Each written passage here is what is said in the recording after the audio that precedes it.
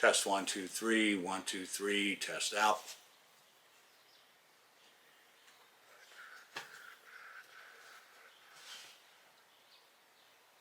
Test 1, 2, 3, 1, 2, 3, test out. I forgot to hook up the mic.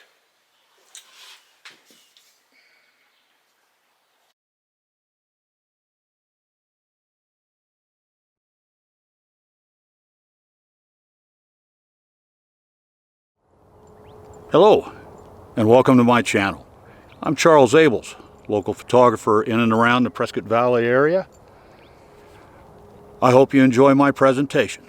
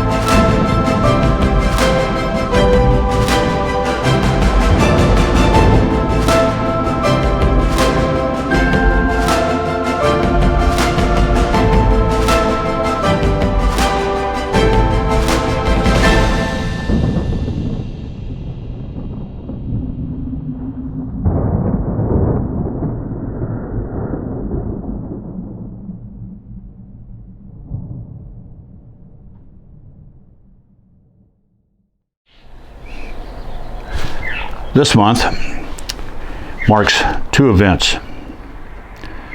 In the northern hemisphere, summer begins. Not necessarily excited about that, because what that does is it guarantees to bring some hot days.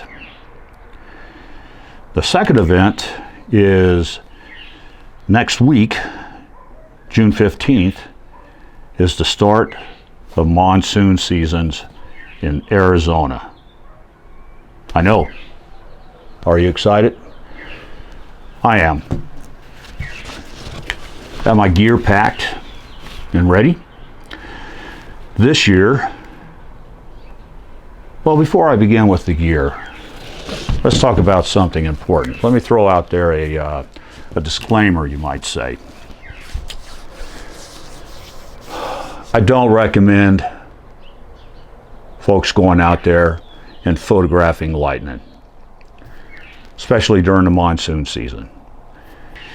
It's both awe-inspiring, scary, and humbling when you see the results. The problem is these storms move, and it doesn't take long before they're right on top of you, and therefore dangerous. The tripod that I'm using here as an example with my Sony camera is a lightning rod. The Sony camera, or in the case here, the camera, is a lightning rod. You standing there with a shutter release cable, depending on how you're doing it and how you're taking your picture, you're a lightning rod. These things is what attract lightning, especially when it's coming toward you and it's above you perhaps. By that point, you should be inside your car safe and sound, because it's going to be raining as well. If you're watching this, I am not recommending this as a pastime or a hobby. I just have a fascination for it. I don't know, perhaps I need to talk to somebody about it. Now, when it comes to photography, daytime photography when these storms passes can be best described as dicey. Now, when I say dicey, I'm going to say there are two kinds of lightning. You have the cloud lightning, and these are lightning that's in the clouds. They go from cloud to cloud, discharging. And you have lightning strikes. Now, I have gone out to try to photograph a storm passing and try to get a lightning strike, and I could hear thunder all around me booming, and guess what? I won't get a photograph of a strike. I won't visually see a strike. And you want to know why? During the daylight hours, you're not going to see the lightning shoot between two clouds, but you could sure hear them. You can silently hope to catch a strike. Those are a devil. And I do know the way I do it, because it's in daylight hour, and because strikes, lightning strikes, are far and few to see during daylight hours. When it comes time to set up my camera, I usually try to shut down the shutter speed. Now, I could do this in one or two ways. This is going to be my camera this year to photograph lightning. This is a Leica SL2. This summer is the first summer using this camera. So one of the things I noticed right off the bat that I like about this camera, and this is the first time I ever had a camera that could do this, is I can adjust my ISO all the way down to 50. That's a big plus and a big help to slow down the shutter speed. The whole intent is you want to slow down the shutter speed. You want to try to minimize blowing the picture out, meaning overexposed, to get the strike. There are other ways. I got the ISO 50 here that I'm going to try this year, but I've also been known to put variable neutral density filters on my lens to help me slow down my shutter speed.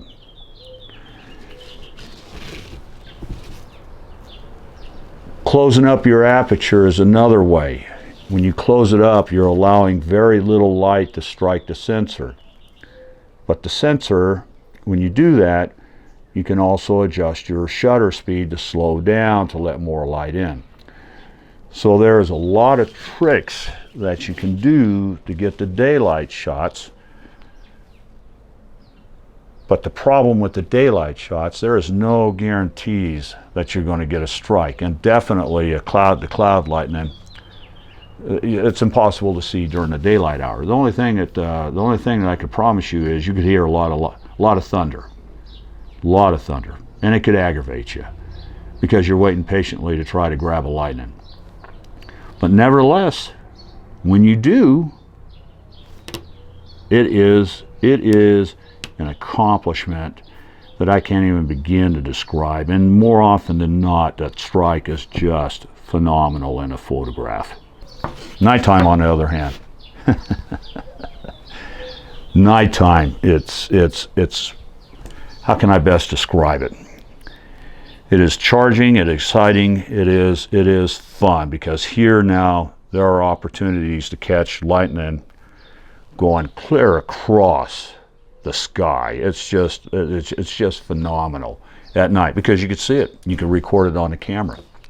You don't have to set your ISO that high, primarily because when that lightning strike comes, it's just it could, depending on how much of an ISO you put on there. ISO is the light sensitivity of the sensor.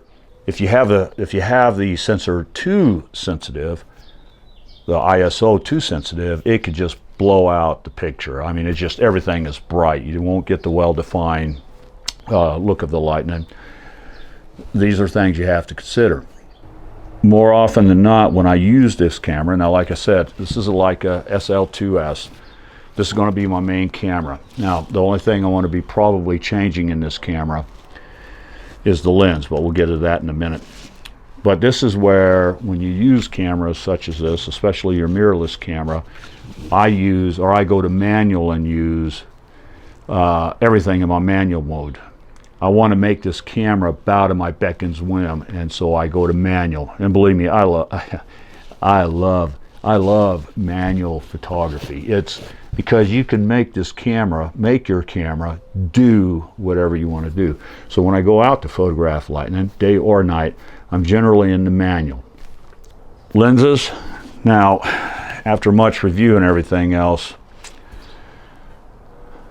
the lens that I have on here right now is my Leica Valero Emirate SL 24 to 70 f2.8 lens.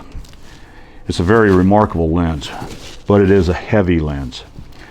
And I know that when I work when I'll be out there photographing, I know it's going to be set up on a tripod.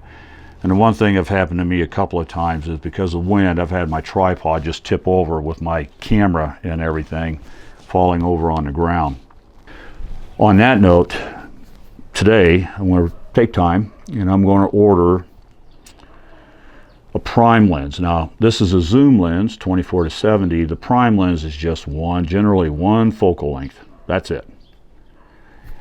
When you shop for a prime lens, you got to think about which lens you want. Now, the particular lens that I'm going to get is a Panasonic Lumix S 24mm f1.8 lens.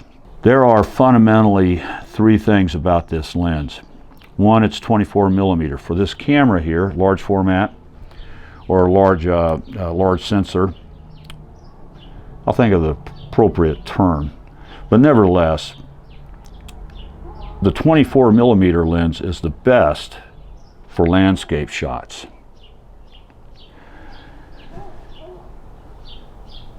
It's an f1.8, which means it's a fast lens, but it opens that aperture up wider, so that not only can I hopefully achieve grabbing a lightning photograph at night, but I can also, given it's a 24mm, I can also possibly use this as an astrophotography lens.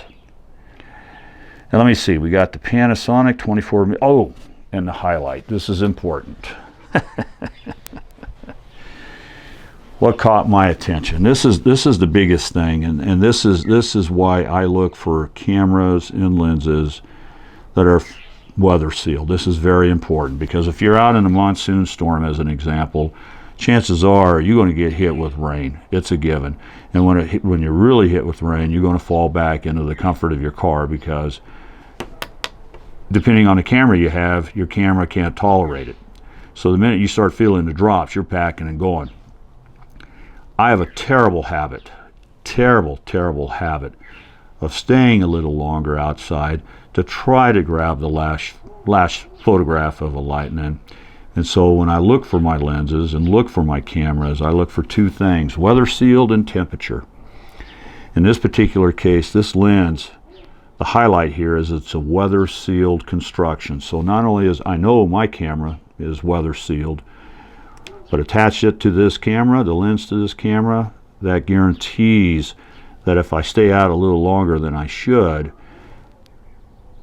it's not going to hurt my gear. If I'm out in temperature of 14 degrees, it's not going to hurt my gear. And so that's the thing that I look for. Two things this year with this camera. I'm going to sit there and I'm going to primarily take pictures, but I'm also going to do something I've never done in the past, is I'm going to try and play with video record. I'm going to see if I can video record some of these storms as well. Might as well. They say the Leica SL2S is a phenomenal camera, not only for pictures, but for videography qualities as well. So I'm going to try that out. I'm hoping later on I'll be able to show you some lightning shots that I got this year. I was even considering making a video of the whole season and then sharing that. Having said that, I'm going to close this.